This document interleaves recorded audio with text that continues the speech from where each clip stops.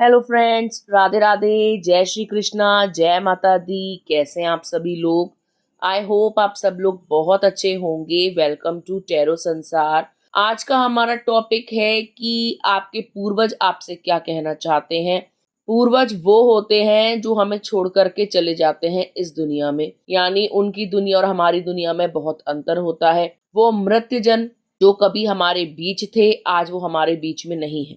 ठीक है, तो वो हमारे एंसेस्टर्स बन जाते हैं, हमारे स्पिरिट गाइड्स बन जाते हैं, हमारे एंजल्स बन जाते हैं। और वो अभी आपसे क्या कहना चाहते हैं आज हम जानेंगे। ठीक है, जैसा कि आप सभी जानते हो कि अभी पितृपक्ष चल रहे हैं, यानी कनागत। ये वो महत्वपूर्ण 15 दिन है जिसमें हमारे पूर्वज, हमारे घर के देवता इस धरती पर लौट के आते हैं, हम लोगों के बीच होते हैं और हमारी पूजा अर्चना को, हमारे भोजन को स्वीकार करते हैं और बदले में हमें ढेर सारा आशीर्वाद देके जाते हैं, और जिससे आगे जीवन में व्यवधान ना हो, जीवन में आगे खुशियां बनी रहें, तो वो सभी कष्ट को हर लेते हैं, प्रॉब्लम्स को एब्जॉर्ब कर लेते हैं। ठीक है, क्योंकि अब उनकी ह्यूमन फॉर्म नहीं है, अब उनकी एनर्जी चेंज हो चुकी है। लेकिन इसका मतलब ये नहीं है कि वो एग्जिस्ट नहीं करते या आप उनको नकार दें, आप उनको पूछे ही ना। अगर आप ऐसा करते हैं तो ऐसा ना किया करें। यानी ये 15 जो दिन हैं, ये बहुत महत्वपूर्ण है हर लिहाज से। और हमारे घर के जो भी देवी देवता हैं, उनका पूजन हमें इन दिनों में अवश्य करना चाहिए।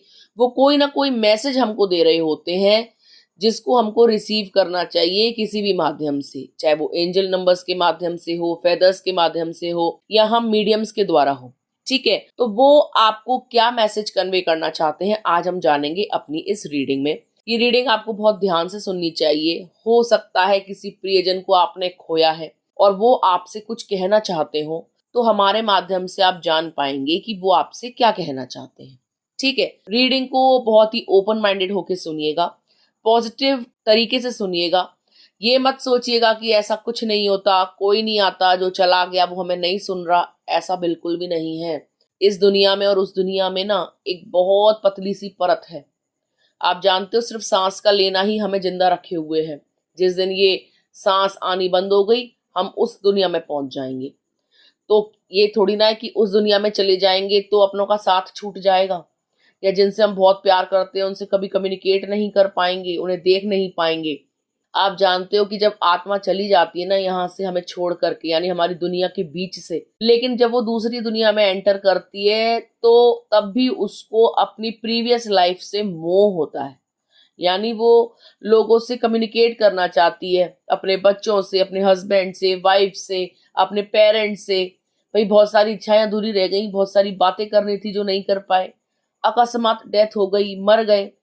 ठीक है, जीने की बहुत लालसा थी, लेकिन वक्त ने जो है बिछड़ा दिया, अलग कर दिया। तो जो हमारे अंदर की जो डिजायर होती है ना, यानी उस आत्मा के अंदर की जो डिजायर होती है ना, वो फुलफिल नहीं हुई होती, और वो किसी ना किसी रूप में, किसी ना किसी तरीके से आपसे कम्युनिकेट करते हैं, आपको बहुत सारी चीजें बताते हैं। तो वो क्या बता रहे हैं आज हम यही जानेंगे। ठीक है, तो ये एक टाइमलेस रीडिंग है, आप जब कभी भी देखोगे ये आपको बहुत हेल्प करेगी। और जेंडर बेस्ड नहीं है, आप लड़की हैं लड़का, सबके एंसेस्टर्स होते हैं, आप इसको सुन सकते हैं। यहाँ स्क्रीन पे आपको 3 फेदर्स दिखाई दे रहे होंगे, 3 पंख। जो पंख आपको बहुत अच्छा लगे, आप उसे अपने उस प्रियजन के बारे में सोचकर, जो अब इस दुनिया में नहीं है, जो आपको अति प्रिय थे, उनको सोच करके आप एक नंबर को चूज कर सकते हैं। तो एक लंबी गहरी सांस लीजिए, उनको विजुलाइज कीजिए, अपने स्पिरिट गाइड्स को, अपने एंसेस्टर्स को, अपने लव्ड वंस को, और हम देखेंगे कि आपके लिए क्या मैसेज है। आइए देखते हैं, अगर आपने पाइल नंबर 1 को या फेदर नंबर 1 को चूज करा है तो आपके एंसेस्टर्स, आपके स्पिरिट गाइड्स, आपके एंजल्स आपसे क्या कहना चाहते हैं। वो आपसे कहना चाहते हैं कि तुम इस वक्त दौराहे पे आके खड़े हो गए हो। ठीक है, वो देख रहे हैं कि आप कितने परेशान हो, वो देख रहे हैं कि आप इमोशनल हो रहे हो, वो ये देख रहे हैं कि आप दिन रात रोते हो, मतलब आप स्टक हो गए हो। आपके एंसेस्टर्स तक ये बात पहुंच गई है, वो कहीं ना कहीं से आपको देख पा रहे हैं कि आप अपनी लाइफ में मूव ऑन नहीं कर रहे हो, परेशान बहुत ज्यादा हो, मानसिक द्वंद आपके चल रहे हैं, मानसिक बेचैनी आपको है। आप दिन प्रतिदिन जो है कुंठा में रहते हो, या परेशानी में घिर गए हो, या उससे निकल नहीं पा रहे हो। आपका दिमाग ना आपके ऊपर हावी हो रहा है, आपकी निजी जिंदगी पे हावी हो रहा है, आप लाइफ में आगे नहीं बढ़ पा रहे हो, आपको क्लैरिटी नहीं मिल रही है, इमोशनल ब्रेकडाउन हो रहा है, डिप्रेशन, एंजाइटी जैसी चीजें आपको लगी हुई हैं, तो आपके एंसेस्टर्स, स्पेशली आपके फादर, यदि आपके फादर अब इस दुनिया में नहीं है तो वो आपसे यही कह रहे हैं कि बेटा परेशान मत हो, आने वाला जो समय है वो बहुत अच्छा है, लेकिन तुमको हिम्मत से काम लेना है।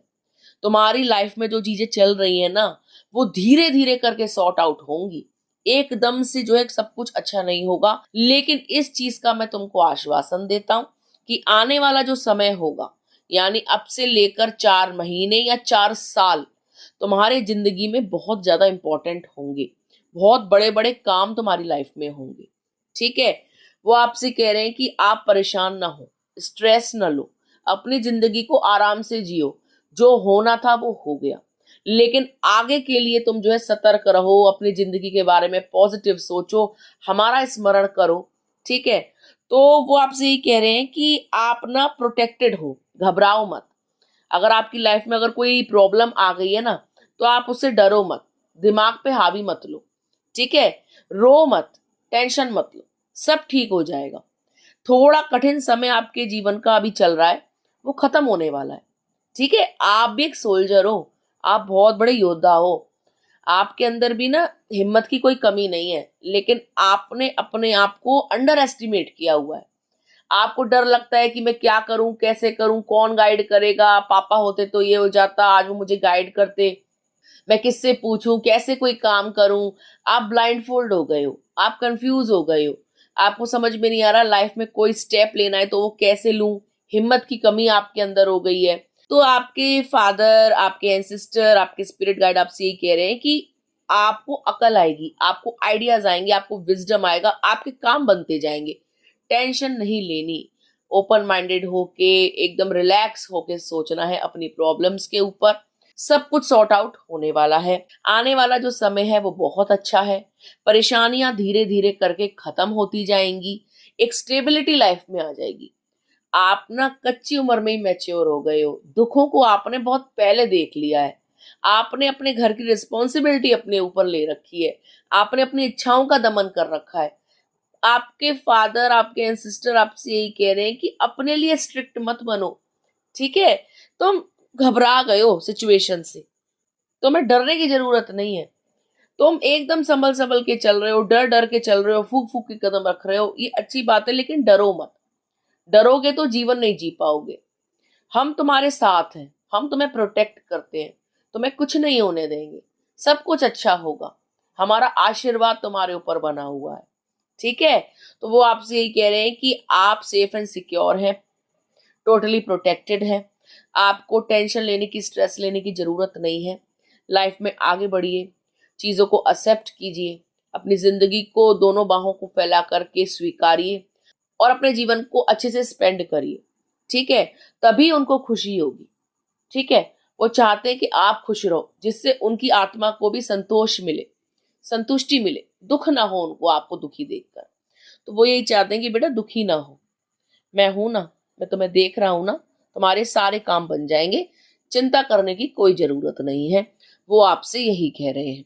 ठीक है गाइस, तो आई होप आपको समझ में आ गया होगा कि आपके एंसेस्टर्स आपसे क्या कहना चाहते हैं। आइए देखते हैं, अगर आपने पाइल नंबर 2 को चूज करा है तो आपके स्पिरिट गाइड्स, आपके एंजल्स, आपके प्रियजन जो अब इस दुनिया में नहीं है, वो आपसे क्या कहना चाहते हैं। वो आपसे कह रहे हैं कि थोड़ा उठो और रिस्क लेना सीखो, घर से निकलो, काम स्टार्ट करो। ठीक है, पैसा तुम्हारे पास आता हुआ नजर आ रहा है, आर्थिक तंगी दूर होने वाली है। वो आपसे कह रहे हैं कि तुम्हारे जीवन में कई सारे द्वार खुलेंगे जहां से तुम धन अर्जित करोगे, यानी आपके पास बहुत सारी अपॉर्चुनिटीज आने वाली हैं। आपके पूर्वज आपको अमीर देखना चाहते हैं, वो आपसे कह रहे हैं कि हमारे आशीर्वाद से तुम बहुत ज्यादा धनवान बनने वाले हो। आपने सुना होगा बहुत से लोगों के मुंह से कि हम पहले जो है बहुत गरीब हुआ करते थे, लेकिन जब हमारी माताजी गई तो वो हमसे कह के गई कि चिंता मत करना, सब कुछ बहुत अच्छा हो जाएगा, तुम पैसों में खेलोगे। ठीक है, तुम्हारे पास किसी चीज की कमी नहीं रहेगी, तू आज दुखी रह रही है लेकिन कल दुखी नहीं रहेगी। तो इस टाइप के आशीर्वाद जो हमारे बड़े बूढ़े दे के जाते हैं, बहुत सारे बड़े बूढ़े बहुत कुछ बोल के जाते हैं कि हम तुम्हारे घर में जन्म लेंगे, तुम्हारे को सपने में दिखेंगे, ठीक है, हम तुम्हारे साथ हमेशा रहेंगे। तो जाते जाते बड़े बूढ़े घर के एंसेस्टर्स कुछ ना कुछ ऐसा बोल के जाते हैं जिसको हमको समझना चाहिए कि वो फालतू में नहीं बोल रहे, वो चीज एक्चुअल में होने वाली है। तो यही आपके एंसेस्टर्स आपसे कह रहे हैं कि आप रिस्क लो, हम आपके साथ हैं, आप एक कदम आगे तो बढ़ाओ, हम आपके लिए सभी द्वार खोल देंगे, पैसे की कमी नहीं रहेगी। अगर तुम अभी दुखी हो, आर्थिक तंगी देख रहे हो, परेशान हो पैसों को लेकर, तो निश्चित रूप से तुम्हारे पास धन आएगा। तुमको अपने जीवन की शुरुआत करनी होगी, शुरुआत जीरो से ही होगी। माना कि हमारे जाने के बाद तुमने आर्थिक संकट देखा, माना कि हमारे जाने के बाद तुम बहुत रोए, कष्ट में रहे, पाई पाई के मोहताज हुए, या तुमने बुरा समय काटा, जैसे तैसे कम पैसों में गुजारा किया, जैसे जैसे अपने दिन काटे, हिम्मत करके तुमने काम शुरू किया, तो हम उस काम में बरकत देंगे, हम उस काम में प्रॉस्पेरिटी देंगे। वो आपसे ये कह रहे हैं कि आप उनको सोचा करो, आप उनको धन्यवाद दिया करो। जैसे ये पितृपक्ष चल रहे हैं, तो आप उनको कुछ चीज ऑफर करो, भोजन ऑफर करो, ठीक है, उनको पूजा पाठ करो, उनको स्मरण करो, ठीक है। इससे क्या होगा, उनकी ब्लेसिंग्स आपके ऊपर बनी रहेंगी। कोई भी प्रॉब्लम अगर आपकी लाइफ में चल रही है ना, तो वो सॉर्ट आउट हो जाएगी। वो देखेंगे कि अच्छा यहाँ दुखी है, लाओ इसको हटा देते हैं, इस चीज से परेशान है, इस चीज को हटा देते हैं, इस चीज की कमी है, इस कमी को पूरा कर देते हैं। तो अप्रत्यक्ष रूप से काम बनने लगते हैं, ठीक है। आपने देखा होगा घर में लोग बार जो है छत पर देवताओं का स्थान बनाते हैं, नित्य उनकी पूजा करते हैं, नित्य उनको जल देते हैं, भोजन देते हैं। उनके घर में पैसों की कभी कमी नहीं रहती, खुशियों की कमी नहीं रहती, हर चीज उनकी सफल होती है, हर काम उनका बनता है, क्योंकि वो अपने पूर्वजों को आज भी उतना ही सम्मान देते हैं जितना पहले देते थे जब वो प्रेजेंट थे। उन्होंने उनको मृत मान करके भूले नहीं है, यानी उनको बायकॉट नहीं किया है कि अरे चले गए अब कौन देखने बैठा है, अरे किसको पता, क्या पता कहाँ गए, ऐसा नहीं सोचना है, ठीक है। सिर्फ एक हम भारतीय ही नहीं है जो पितृपक्ष बनाते हैं, हर दूसरे कंट्री में इसको अलग अलग तरीके से सेलिब्रेट किया जाता है। कोई बहुत बड़ी अगरबत्ती जला रहा है जैसे चाइना में, तो कोई बहुत सारा खाना कौओं को खिला रहा है, तो कोई किसी तरीके से कोई ग्रेव यार्ड में जाकर के फूल अर्पण कर रहा है। तो हर कोई अपने लव्ड वंस को, अपने स्पिरिट गाइड्स को याद करता है अपने तरीके से, और करना भी चाहिए ताकि उनकी छत्र छाया हम पर बनी रहे, उनकी ब्लेसिंग्स हमारे साथ हो, ठीक है, जिससे हम सेफ रहें। भाई हमारे पास उतनी पावर नहीं है जितनी उन पावर उनके पास है, क्योंकि वो इस दुनिया के नहीं है, उस दुनिया के हैं। माना कि उनका ह्यूमन फॉर्म नहीं है, लेकिन एनर्जी अभी भी उनके पास सेम है, बल्कि मल्टीप्लाई हो गई है, ठीक है। अब उनको भगवान का साथ भी मिल गया है, डिवाइन का साथ भी मिल गया है, ठीक है। तो आपको उनको हर क्षण याद करना चाहिए। वो आपसे यही कह रहे हैं कि पैसे की कोई कमी नहीं होगी, आने वाले 6 महीनों में तुम्हारे पास अच्छी जॉब होगी, रुपए की व्यवस्था हो जाएगी। आप जो है परेशान ना हुआ करो, ठीक है। रोज रोज ये मत सोचा करो कि आज मेरा दिन कैसे कटेगा, कल कैसे कटेगा, जॉब मिलेगी या नहीं। वो आपसे कह रहे हैं हम आपको आश्वासन दे रहे हैं ना, टेंशन क्यों ले रहे हो। जॉब की व्यवस्था भी बना दी गई है, पैसों की व्यवस्था भी बना दी गई है, आर्थिक सुधार होगा तुम्हारे जीवन में। बस जैसे ही तुम पैसा कमाने लगो, उसमें से कुछ हिस्सा हमारे नाम का निकाल दिया करना। पैसे की तुम्हें कभी कोई कमी नहीं रहेगी, सुख सुविधाओं की कमी नहीं रहेगी, वो दिन दुगनी रात चौगनी बढ़ती जाएंगी, ठीक है।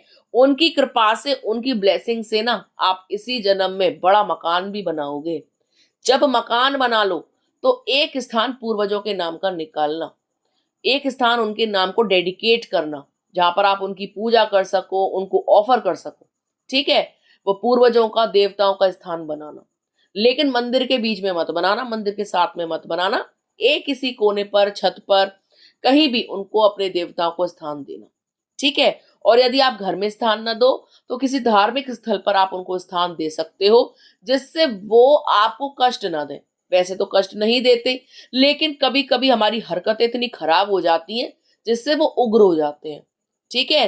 वो नहीं बर्दाश्त करते कि आप हंसी ठिठोली कर रहे हो, आप उनको याद नहीं कर रहे हो, आप उनकी अवहेलना कर रहे हो, पितृपक्ष में भी आप कुछ कर्म कांड नहीं कर रहे हो, पूजन नहीं कर रहे हो।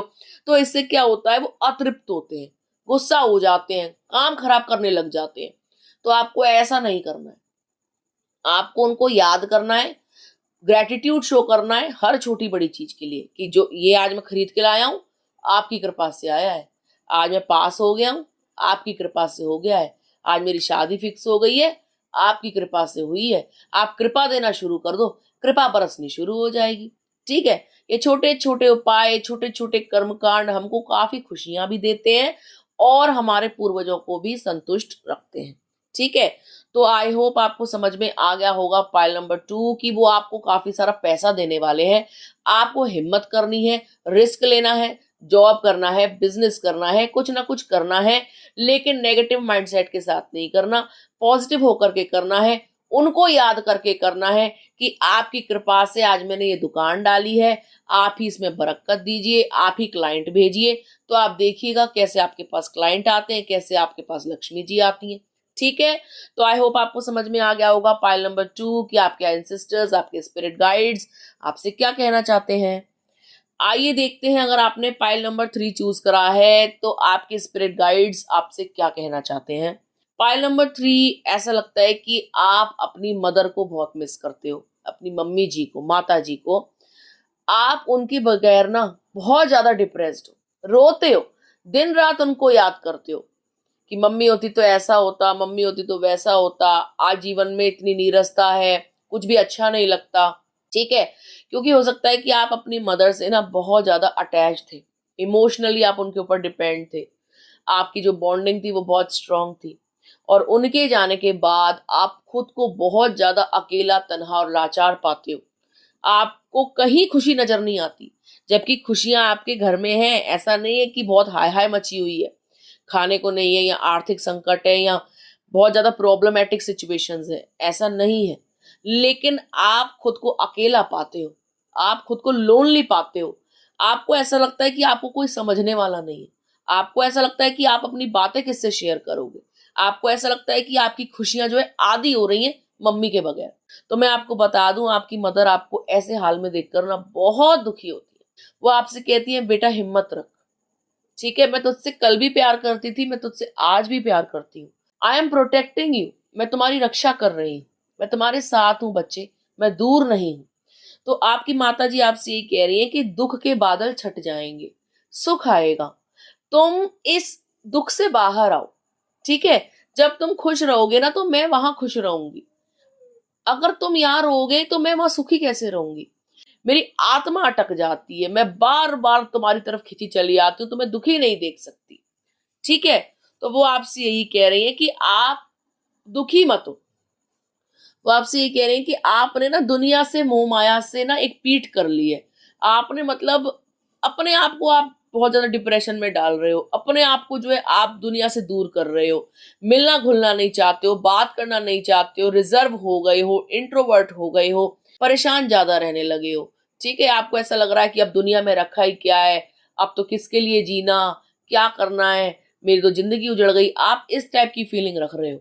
लेकिन आपकी माता जी यही कह रही है कि आप डिप्रेशन में मत जाओ, परेशान मत हो। अगर आप ही हिम्मत हार जाओगे तो घर को कौन संभालेगा। अगर आप ही हिम्मत हार जाओगे तो आगे जिंदगी कौन जिएगा। लाइफ में जो अच्छी चीजें होने वाली हैं उन्हें कौन देखेगा, जो खुशियां आने वाली हैं उन्हें कौन महसूस करेगा। माता जी आपकी यही कह रही हैं कि उनके आशीर्वाद से आपकी जिंदगी के सभी कष्ट खत्म होने वाले हैं, प्रॉब्लम्स खत्म होने वाली हैं। ठीक है। बहुत सारी ब्लेसिंग्स वो आपको दे रही हैं, बहुत सारा आशीर्वाद वो आपको दे रही हैं। आपके दोनों हाथों में लड्डू होगा, आने वाला समय बहुत शुभ होगा। उनकी कृपा से आपके घर में भंडार भरे रहेंगे, प्यार की कमी नहीं होगी, रिश्तों की कमी नहीं होगी, सुख चैन की कमी नहीं होगी, खुशियां ही खुशियां चारों ओर होंगी। ठीक है। आप उनको याद करो, लेकिन नेगेटिव तरीके से नहीं, रो रो के नहीं, खुशी खुशी की मम्मी आप थे तो बहुत अच्छा था, लेकिन हमें पता है कि आप देख रहे हो, आप हमें गाइड करो, आप हमें बताओ कि क्या सही है क्या गलत। ठीक है। तो देखना वो सपनों के माध्यम से आपको बताएंगी, आशीर्वाद देंगी, कुछ ना कुछ देने आएंगी, हंसी खुशी आपको दिखेंगी, जवान दिखेंगी। तो इसका मतलब यही है कि वो खुश है, वो आपको आशीर्वाद दे रही है। ठीक है। तो जो हमारे एंसेस्टर्स होते हैं, हमारे स्पिरिट गाइड्स होते हैं ना, वो हमसे सपनों के माध्यम से ही जुड़ते हैं। भाई सामने से तो वो प्रत्यक्ष नहीं हमको दिखेंगे क्योंकि वो ह्यूमन फॉर्म में नहीं है, लेकिन सपनों के माध्यम से वो हमको बताते हैं कि वो खुश हैं जहाँ कहीं भी हैं और जीवन में तुम ये करो। जैसे आपको ना कभी कभी क्वेश्चंस के आंसर भी वो दे जाते हैं, आप दुविधा में हो और आपने उनको याद किया, तो सपने में वो आएंगे और आपको बता जाएंगे, तो आपको आपकी प्रॉब्लम का सॉल्यूशन भी दे जाते हैं। कुछ सामान दे जाएंगे, कुछ हंस रहे होंगे, आपसे बात कर रहे होंगे, आपके साथ घूम रहे होंगे, ठीक है, आपके साथ मंदिर में होंगे, आपके साथ घर के अंदर होंगे, खा रहे होंगे, सजे हुए होंगे। तो इस टाइप के सपनों में वो दिखा देते हैं कि वो खुश हैं, आपके ऊपर कृपा बनाए हुए हैं, आप सुरक्षित हो, आपको घबराने की जरूरत नहीं है, कोई आपका बाल भी बाका नहीं कर पाएगा। जिंदगी को अच्छे से जियो, उनका स्मरण करो, उनके लिए भोजन तैयार करो, गैया को, कुत्ते को, कौवे को खिलाओ, जिससे उन तक वो पहुंच सके। ठीक है, वो इसी रूप में जो है खाने आते हैं और आपको ये सब कुछ करना भी चाहिए। इसी से जो है उनकी ब्लेसिंग्स भी मिलती हैं और वो तृप्त भी रहते हैं। ठीक है, वो उनको पता लग जाता है कि आप भी सुखी हो उनको और वो भी सुखी है। ठीक है, तो आपकी माता जी यही कह रही हैं कि टेंशन में जिंदगी मत जियो, रो मत, तुम रोओगे तो मैं कैसे सुखी रहूंगी। ठीक है, खुश रहना सीखो। जो कुछ हो गया उसको तुम बदल तो नहीं सकते ना, लेकिन आने वाली जिंदगी को तो बेहतर बना सकते हो। तो वो आपसे ये कह रही है कि वो आपको बहुत प्यार करती हैं और वो आपको इस हाल में नहीं देख सकती। ठीक है, खुश रहा करो हमेशा। ठीक है, जितना आप खुश रहोगे वो भी सुखी रहेंगी, वो भी चैन से रहेंगी, वो भी खुश रहेंगी। ठीक है गाइस, तो आई होप आपको समझ में आ गया होगा पाइल नंबर 3 कि आपके एंसेस्टर्स, आपके स्पिरिट गाइड्स आपसे क्या कहना चाहते हैं। तो ये थी पाइल नंबर 1, 2 और 3 वालों के लिए रीडिंग। आई होप आपको समझ में आ गई होगी। यदि आपको वीडियो अच्छा लगा हो तो आप वीडियो को लाइक कर सकते हैं, कमेंट कर सकते हैं, शेयर कर सकते हैं। अगर अभी तक आपने चैनल को सब्सक्राइब नहीं किया है तो प्लीज सब्सक्राइब टैरो संसार। मिलते हैं आपसे अगली वीडियो में, तब तक के लिए राधे राधे।